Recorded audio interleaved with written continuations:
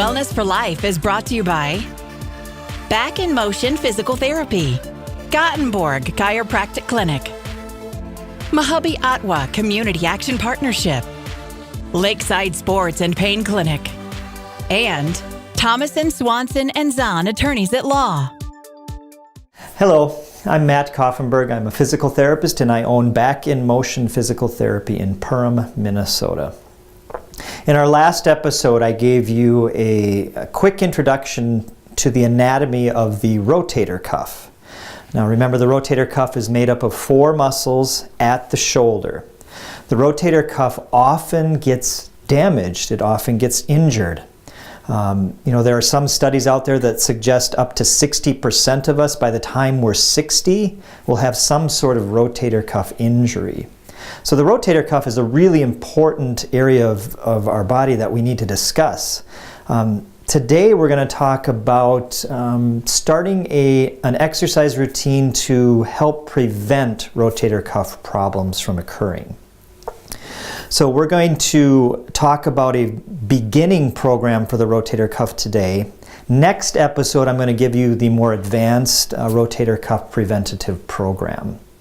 So the beginning program includes about 3 different exercises. They're very simple to do. They can be done at home without any equipment whatsoever.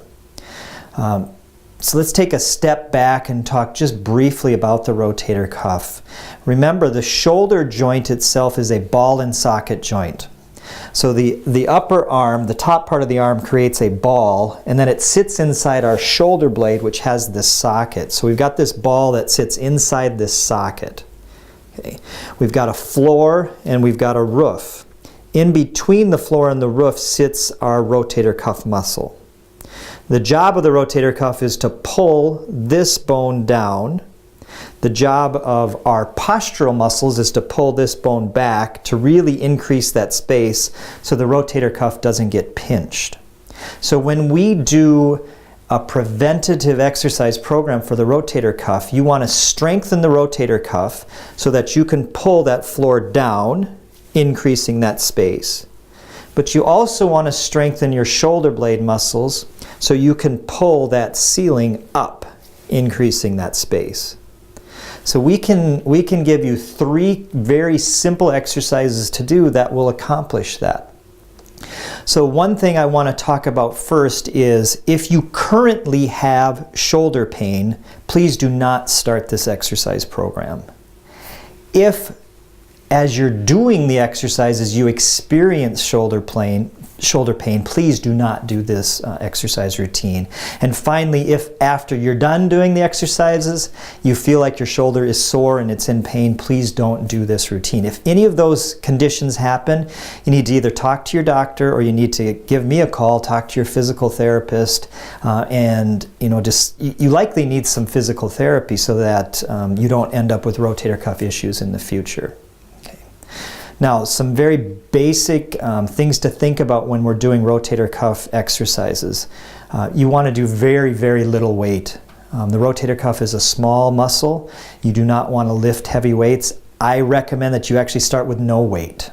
You don't want to lift any weight. And then you want to progress with the weight very slowly. So when we're doing rotator cuff exercises, you start with no weight. You then move to like a tuna can.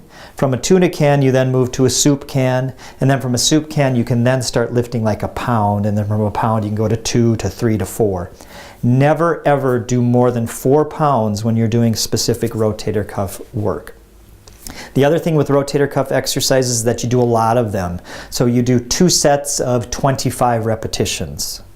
And then the final thing is you want to do it about 3 times a week. So 3 times a week, 2 sets of 25, very, very light weight. So I've got 3 exercises to show you very quickly. The first exercise that you will do, it's called side lying external rotation. So you lie down on your side.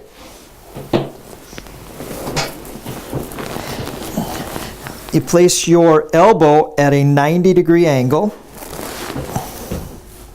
The forearm rests up against your stomach, and then all you do is you just lift the forearm up. Nice and slow, nice and controlled. 2 sets of 25. You want to work it till the arm gets tired. The arm should not hurt, it should just get tired. Second rotator cuff exercise is a standing, we call it scaption, some people will call it abduction, but it's really just an elevation of the arm. So what you do is you just stand and you want to bring the arm out to your side, not directly out to your side, nor do you want to go straight in front. You want to kind of go at an angle in between. And you want your thumb pointed up. And you only go to shoulder height. You do 2 sets of 25 of those.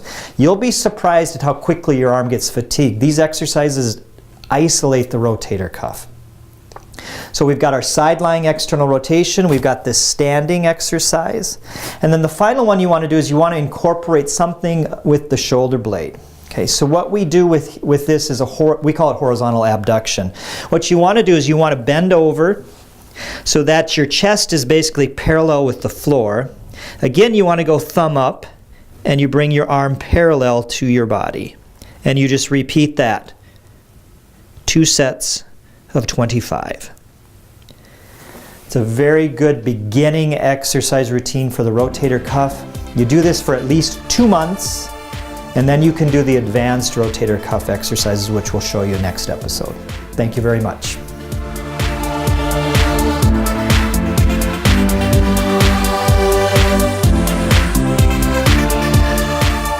Thank you for watching Wellness for Life.